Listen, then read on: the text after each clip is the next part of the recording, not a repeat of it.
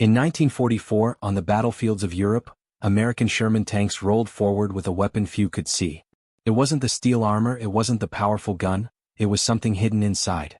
A secret that gave U.S. crews an invisible advantage. German soldiers had no idea that these machines carried some of the world's smartest radios, connecting men and machines like never before. Today we uncover how those radios worked, why they were so advanced, and how they changed the war. War is chaos. In the early years, tanks often moved like blind giants, unable to talk to each other or to infantry. German Panzers, for example, relied on signals and flags. Radio sets were rare and clumsy, meaning commanders couldn't adapt quickly once battle began. The Americans, however, had invested in something different. Lightweight, mass-produced radios placed in every single Sherman. It was a revolution. The U.S. used the SER 508 and SER 528 radios, compact and reliable.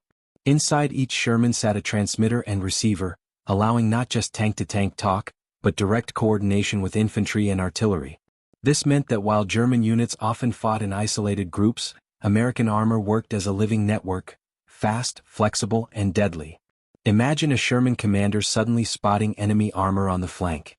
In seconds he could warn the entire formation, adjust positions, and call in artillery support.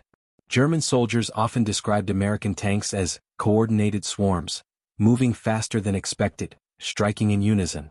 Radios turned a group of tanks into one thinking organism. German soldiers, used to fragmented movements, were stunned. Reports from the Eastern and Western fronts described how Sherman seemed to appear in perfect harmony. For German infantry without radios, the battlefield felt unpredictable. Tanks they thought cut off were suddenly reinforced.